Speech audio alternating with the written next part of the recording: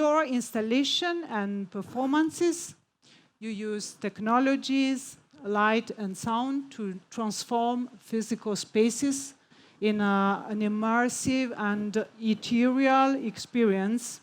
So I'm curious to know, what's your relationship with technology? How did you explore it in your works? And how are you going to explore it in the future? Okay. Noemi? Yes. So as you said, what we interested in our work is to explore like the relations between the sound, the space, and the visuals, and the light. And for that, for us, the technology is more like a medium to be able to achieve those experiences more than the subject itself. I think we're really lucky to be in this time and to have all those tools, because even if you don't have like a developer background or programming background, you can. There is so much softwares and so much tools that are available to explore and be focused on the art aspect, but be able to achieve still achieve like some installations. Okay. Could you tell us what's your background? Because you are a duo, but you have different technological knowledge and... Yes, so I had like no technological knowledge at all. I was studying in an art school in illustration, in illustration section. Yeah. So it was a lot of it was much more hand drawing and... Okay. And what's your background, Takami? I have an architecture background, but I always been playing guitar, and I used to play in a hardcore rock music band, and I was also the one who was like recording the demos and creating. So I had a little bit of background on like manipulating sound on the computer. So you are a musician. But but I wasn't like I wasn't not only into music to become just a musician. So I was also doing like architecture studies. And I think when we started this project, it was more about creating sculptures or like small scale architecture. Yeah. Because when you're an architect, you realize that project takes like years and years, and then it gets changed by politics. And then, you know, like there's so many like parameters that didn't gave me confidence on me controlling the project. So I think it made sense to work with Noemi on installation projects that will regroup all the things that I like, which is sound, space, and light. So. Okay. And when did you start to collaborate together? I think it was late 2011. Yeah. So the first project was a little bit different. It was a painting in an in a building in Paris. Yeah. So Tak was working in an architecture studio at this moment. That was your first project? Yes, we collaborate on it, and then it was kind of fun, and we wanted to explore more. And because Tak was doing the sound, he wanted to include the sound in the project too, and also to control the space, because right now we were like more using already existing space to paint on it, but Tak wanted to also create the space itself, and that's how we start in summer 2012. To build our first installation project in a small scale. So when you hear our like the background, you really realize that we were like just two people who were interested in creating experiences and like immersive places. So you can feel that like, you know, like utilizing some sort of like creating a code or creating a interface wasn't really our goal. It was more about us using the tools. So that's why we never talk about the technology or like the data or some technological aspect in our work, because we like to put the materiality of the light in the foreground, I guess. Yeah, usually the struggle is to hide the technology and. Okay. Could you tell us something about the performance that you will present tonight? Could you explain it? Yeah, so tonight we're doing like a special version of our installation called Eclipse. So because the building... The title is Eclipse. Yeah, the Okay, title is okay. Eclipse. Yeah, because the building is like really impressive and huge scale.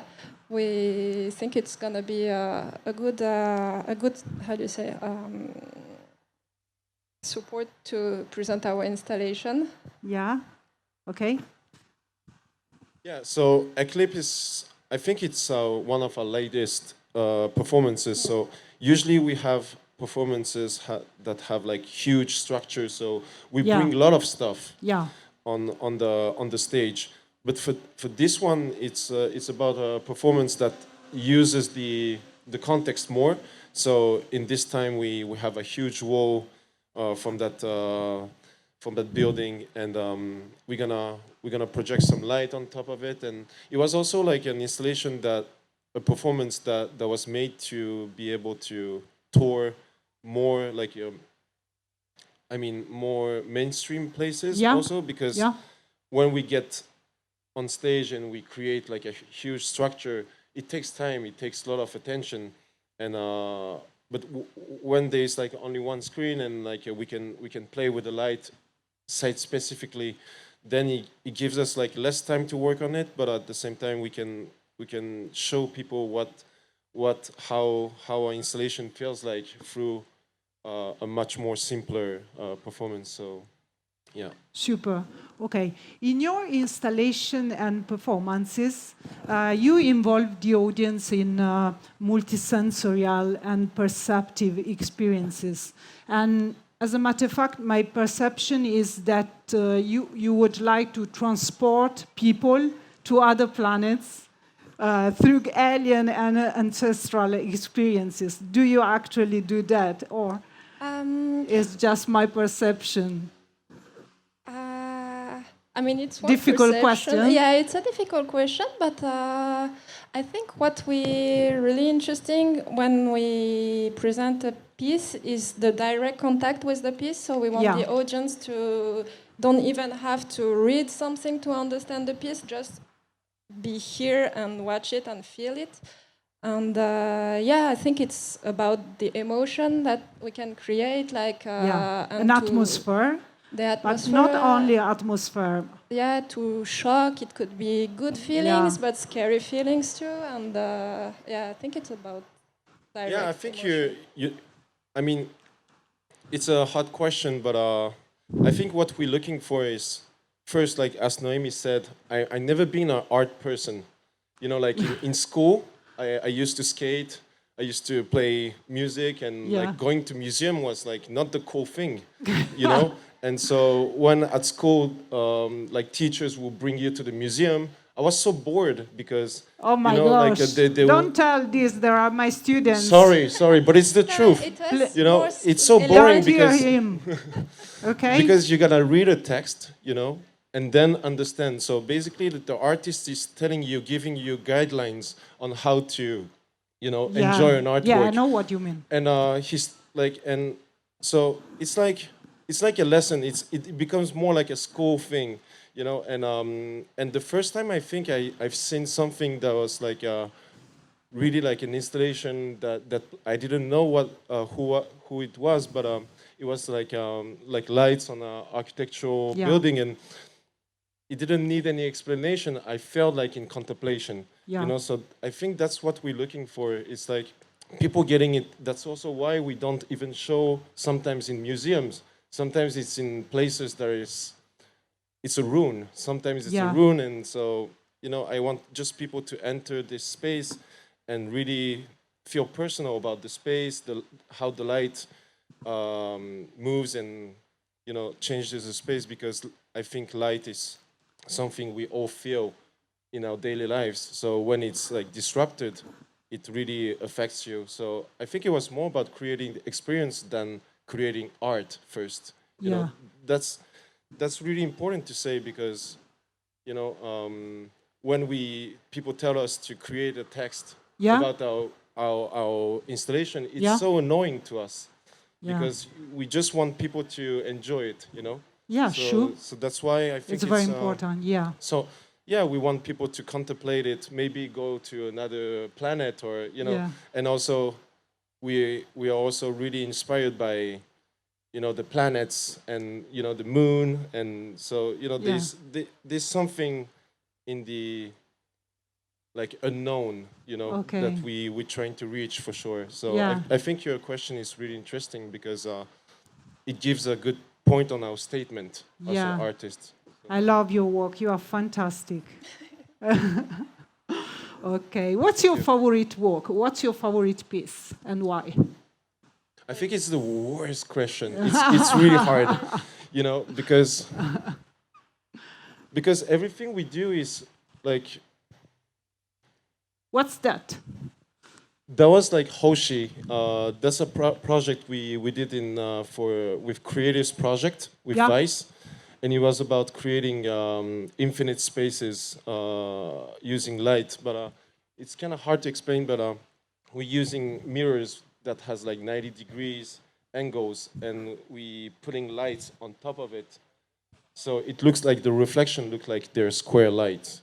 But for the question, it's really hard because I know so many projects are so site specific. So we're doing this installation in a place that is so special, so unique, but also like the context is special because it's the only time we can do that.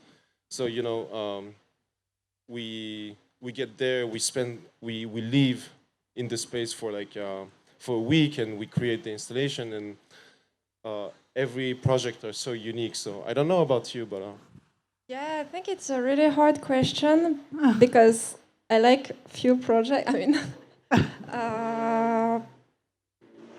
favorite, I don't know, but recently we did a new version of our installation Daydream, which was the first one of the first installation. We toured a lot, and it was like maybe 5 years we didn't present it because we presented so much, and to watch it again was really nice. I mean, I felt like you loved it. Yeah, I love it, and we want to develop. It gives us back the feeling to develop more with the same idea and. Good. Okay, this talk is focused on Art-Mutualism. That's to say, the responsibility of people and obviously the artists to preserve, to take care of our planet. So do you explore this topic in your work? If you explore it in your work, or how do you reflect on this topic in your life? The worst question is this. Yeah. No, for sure, but it's hard question.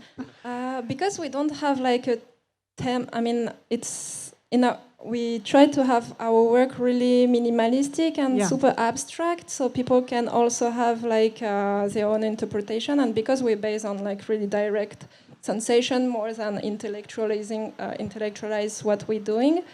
So I don't know if we directly communicate on this matter inside our work. Yeah. But I would say as an artist you can for sure explain, and depending of why you're doing art, I guess, yeah. Okay. But it's hard to say. It's the responsibility of artists to change the planet problem when it's more like some few people. I mean, it's a huge debate that is impossible to have in 5 minutes for sure.